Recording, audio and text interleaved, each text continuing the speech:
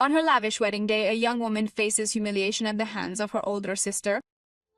No one knew, however, that this one, mistaken quietly, almost imperceptibly, constructed an empire destined to bring about their utter destruction. A story of quiet revenge, personal redemption, and justice served cold in front of 300 guests. Subscribe to our channel to never miss true stories of revenge, justice, and personal rebirth.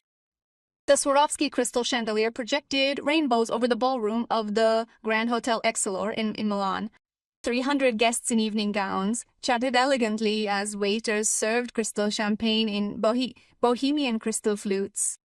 It was the wedding of the year, at least according to my sister Vittoria, and she had made sure that every detail screamed luxury and perfection. My name is Elena Marchetti. I am 27 years old. And that evening, I was wearing a mauve dress that my mother had personally chosen for me, not because she liked me, but because mauve was muted enough not to steal the show from the bride. It had always been that way in the Marchetti family. Vittoria shined. I was merely the dull backdrop. Like and subscribe for more stories like this. I was seated at table number 14, tucked away in the far corner from the bride and groom's table, among second cousins who barely remembered my name. I watched Vittoria move around the room in her jour 40,000 euro one gown, the diamond tiara lent to her by a countess, the perfect smile she'd practiced in front of the mirror for months. Elena. My mother's voice cut through my thoughts. Claudia Marchetti strode across the room with that artificial grace that upper-class Milanese women have mastered since the cradle. Come greet the bride and groom. Be nice for once. I stood up, smoothing my dress that suddenly seemed even more inadequate. She followed my mother across the bustling crowd of tan faces and sparkling jewels, until they reached the head table where Vittoria was seated beside Eduardo, her newlywed husband. He came from a family of textile manufacturers. Generations of old money and connections that kept the Lombard economy running. Happy wedding, Vittoria, I said, leaning down to kiss her cheek. She turned to me, and for a moment I saw something strange in her eyes. Not happiness, not gratitude. Pure contempt. She leaned close to my ear, as if to whisper an affectionate secret. Her voice was so low that only I could hear it. You're a mistake, Elena. Mom always knew that. Dad, too. You're the only imperfect thing in this family. And today is my perfect day. At least try not to ruin it with your presence. The words hit me like invisible slaps. I raised myself up slowly, the blood hammering against my eardrums. Vittoria was already smiling at the other guests again. Her perfect mask was back in place. But I didn't move.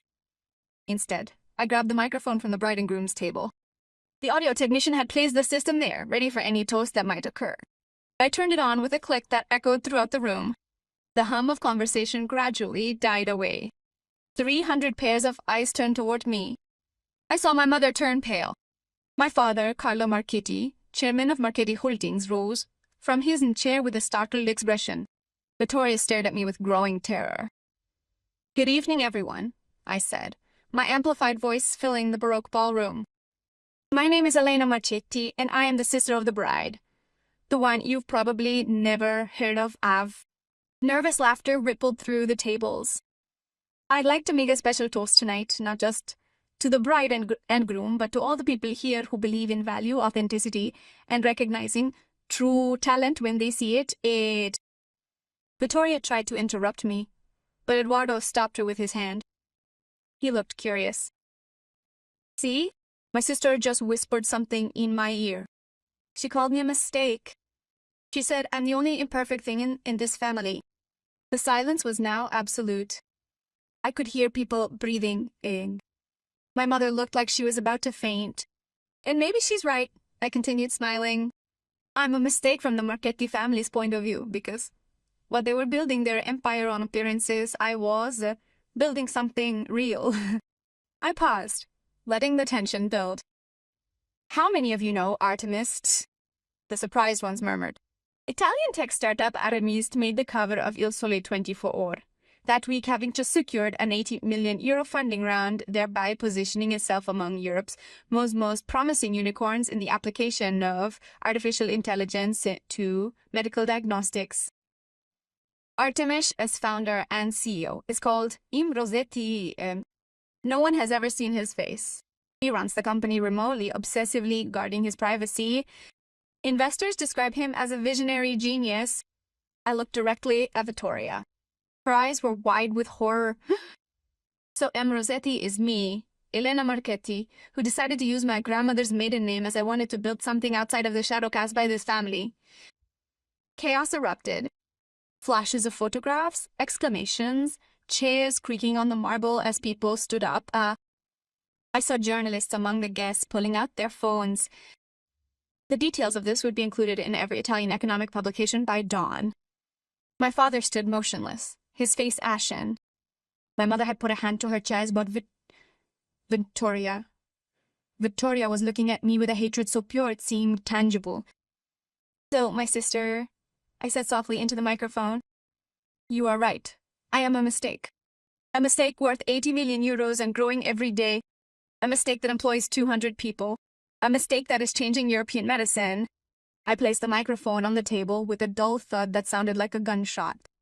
Congratulations on your wedding. I hope your perfect day remains perfect. I walked through the room in absolute silence. No one moved. No one spoke. Each tap of my heels echoed on the smooth marble floor, a steady metronome marking the final moments of an era. Write in the comments what you would have done, and don't forget to subscribe. As I reached the golden doors of the ballroom, a voice stopped me. Wait, Miss Marchetti. I turned. It was Eduardo, the groom, who had followed me. Vittoria had remained at the table, surrounded by guests who were whispering furiously. I must apologize, he said in a calm but firm voice. I had not known that my wife had treated her that way, and I had no idea who she really was. I looked at him, searching for signs of deceit, but his hazel eyes were sincere. Your father, he continued, always spoke of you as a disappointment. A daughter who had distanced herself from her family to pursue childish dreams. But now I understand that the reality was very different. You do not have to apologize for them, I replied. It is not your responsibility. Perhaps not. But I would like to ask you something. He took a step closer.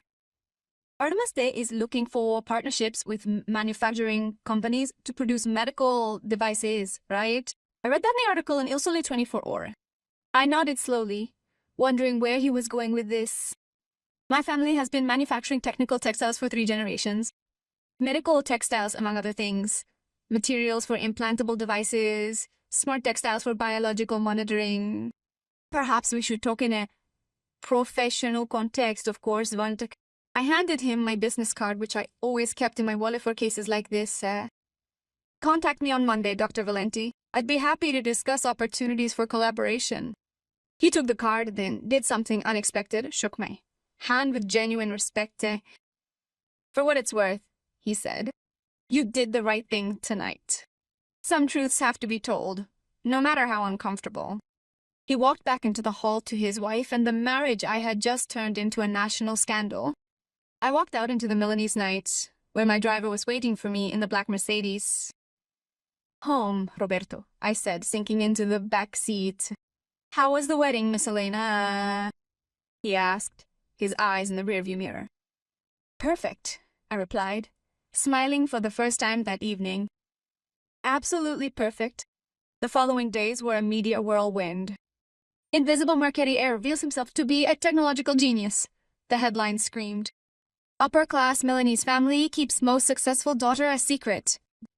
Business magazines bombarded me with interview requests. Investors who had previously communicated only via email now wanted in-person meetings. My corporate inbox exploded. Out of hundreds of messages, one caught my eye. The sender was Claudia Marchetti, my mother. Elena, we need to talk. Your behavior at your sister's wedding was simply unforgivable, but perhaps, just perhaps, we should have discussed this beforehand. Your father wants to see you. He says he underestimated your abilities. Can we have a family dinner? Bay dinner? Mom, I stared at the laptop screen. From my minimalist office overlooking the Duomo. 5 years ago, this message would have made me cry with joy. 5 years ago, I would have done anything for that family dinner, for that crumb of acceptance. Now I knew they didn't want me. They wanted Rossetti, the successful SO. They wanted to be associated with my success, to claim some of the glory I had built in spite of them, not because of them. I deleted the email without responding. 2 weeks later, Eduardo Valenti kept his word. We met in my office without victory. He arrived with his technical team, detailed presentations, and a partnership proposal that was, I have to admit, impressive. Valenti Industries' innovative smart textiles had the potential to revolutionize the way we monitor heart health. "Does your wife know you're here?" I asked halfway through the meeting. He hesitated. "Victoria and I are going through a difficult time. Many things have come to light since the wedding, things I didn't know about, things I didn't ask for details. It was none of my business.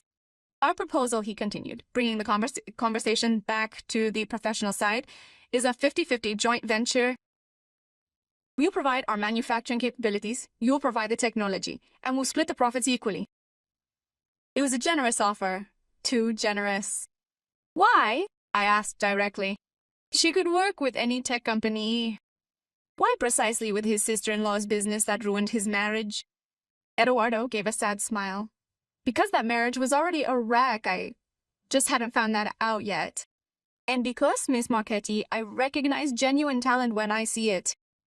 This is something her family has apparently never been able to accomplish." We signed the agreement a month later. The joint venture, we called MedTech Innovations, was announced with a press conference that caused a sensation. 2 historic Milanese families united not by marriage, but by business. The newspapers loved the narrative. What they didn't say was that Vittoria and Eduardo quietly separated 6 months later. No public announcement, no scandal. What he did was simply purchase an apartment in Brera, and she remained in the family villa in Monza. The perfect marriage had lasted less than a year. As for my family, contact remained sporadic and cold. My father tried to arrange business lunches, suggesting that Marchetti Holdings could offer strategic consulting. I politely declined every offer. My mother would send messages during the holidays, generic greetings that sounded like they were written by an assistant. And Vittoria, she never contacted me directly, but through the Milanese social network, through mutual acquaintances and whispers in the high society, I knew she was talking about me. She said that I had humiliated her out of envy, that I had always been jealous of her success, her beauty, her perfect life. I let her talk. Words could no longer hurt me. 3 years after the wedding, Artemis Tech was valued at 500 million euros. We opened offices in London, Berlin, and Boston. Our AI diagnostic technology was adopted by hospitals in 12 countries. We won European awards for innovation. I appeared on the cover of Forbes Italia with the title The Silent Revolutionary. My personal life remained private, as I preferred. There had been men, brief and discreet relationships, but building an empire required sacrifices, and I was willing to make them.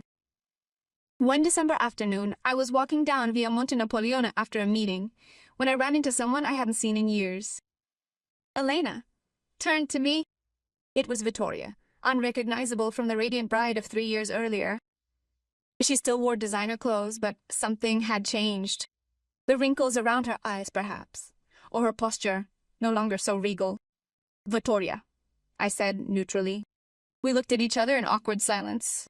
Passers-by surrounded us, tourists with designer bags and Milanese in a hurry. "Can we have a coffee?"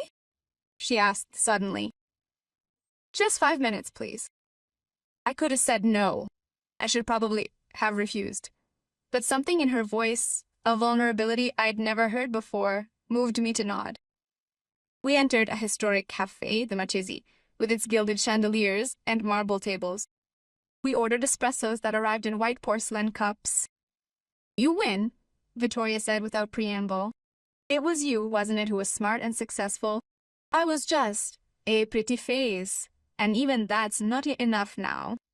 "It wasn't about winning," I replied. "Maybe not for you, but for me, yes. My entire life has been a competition, a race I didn't even realize I was in." He stirred the sugar into his coffee, with mechanical movements. "Eduardo has left me for good. He's getting married again. A woman he met at a business conference. She's smart, accomplished, has her own company. Everything I'm not." I didn't answer. What could I say? And our parents, she continued, only talk about you now. About how they always knew you were special. Rewriting history as if they had always supported you. As if they hadn't treated you like an embarrassment. 420 rebasment of 20 years. Why are you telling me all this, Vittoria? She finally looked me in the eye. Why did I want to apologize? For that night at the wedding? For everything. I was jealous of you, you know? Even when I was treating you like garbage, perhaps. Especially at that time. Because you possessed something I couldn't purchase or pretend to have. You had substance. Her words hung in the air between us, heavy and sincere. I accept your apology, I said finally. But it doesn't change anything, Vittoria. We can't go back. We can't be sisters like in the movies. I know, she whispered. But maybe we can be something. Even just two people who greet each other politely when they meet in the street. Maybe, I agreed, and we finished our coffees in silence. A silence that was no longer charged with hostility, but with a strange, fragile peace. As we stood up to leave, Vittoria very briefly touched my arm. For what it's worth, she said, I'm proud of you, even if I have no right to be. I watched her walk away down Via Monte Napoleone, a figure still elegant but no longer unattainable, just human, fragile, real. And what would you have done in my place? Would you have forgiven? That evening, I returned to my apartment overlooking the Galleria Vittorio Emanuele. The lights of the city twinkled below me. Milan that never slept, throbbing with ambition and dreams. My apartment was minimal but warm, full of books and plants, the space of someone who had built everything herself. I opened my laptop to check my emails and found an unexpected message. The sender was Carlo Marchetti. My father. Elena, I saw that you declined our invitation to dinner yet again. I can't blame you. I've spent the last year in therapy, something I never thought I'd do, trying to figure out where I went wrong as a father. The answer is everywhere, in everything.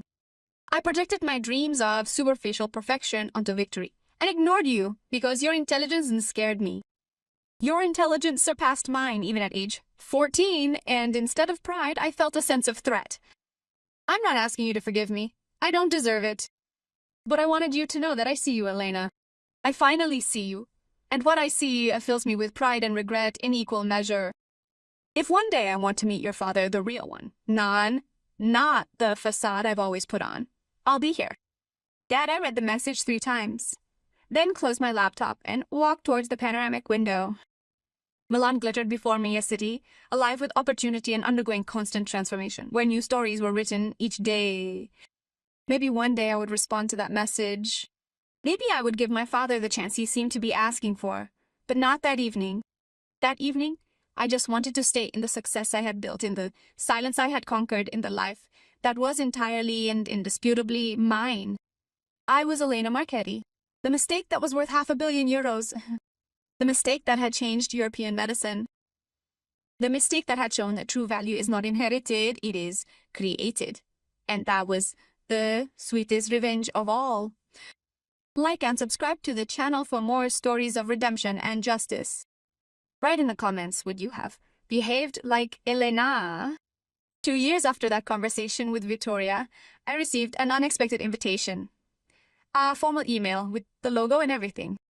Dear Dr. Marchetti, the Mercian Foundation for Women's Innovation is pleased to invite you to be the keynote speaker at our annual Women Transforming Italy Gala. The ceremony will be held at Teatro alla Scala on March 15. Your father, Dr. Carlo Marchetti, is one of our main sponsors and suggested your name with great enthusiasm. I smiled as I read. My father, always strategic, but this time perhaps with genuine intentions. I accepted the invitation. On the evening of the gala, I took to the stage at Teatro alla Scala in front of 800 people. In the first few rows, I saw my father, my mother, and surprisingly, Vittoria too. She applauded when they called me, an applause that seemed genuine. My speech was not about revenge or dysfunctional families. It was about resilience, about finding your worth when no one else recognizes it, about building something meaningful from the bricks of rejection. Who once called me a mistake, I said toward the end. And they were right. From their perspective, their standards, their expectations, their limited understanding of what constitutes success, it was a mistake. But those very mistakes, those departures from the expectations imposed by others, are often where we discover our own true path in life. When I stepped off the stage, my father was waiting for me. For the first time in 30 years, he hugged me. Not a formal hug, but something real, something shaky. "I'm proud of you," he whispered. "And I am truly sorry it has taken so long for me to tell you this." That evening, the Maccheri family had dinner together. Not at the formal villa in Monza, but at a small trattoria in the Navigli area, sitting around a wooden table with house wine and homemade pasta. Vittoria laughed about her matchmaking mistakes. Mom talked about the interesting work she's doing with the Art Foundation. Dad admitted he didn't understand anything about artificial intelligence, but he wanted to learn. We weren't healed. The scars remained. But for the first time, we were honest. And maybe, I thought as we toasted with cheap Prosecco in simple glasses, maybe this was more valuable than the perfection we had always pretended to be. That night, walking along the canals, my phone rang. It was an unknown number. "Hello, Dr. Marchetti. I am the Minister of Innovation. I have a proposal to make to you." I smiled at the moon reflecting in the canals. My story was far from over. It had only just begun. And this time, I was writing it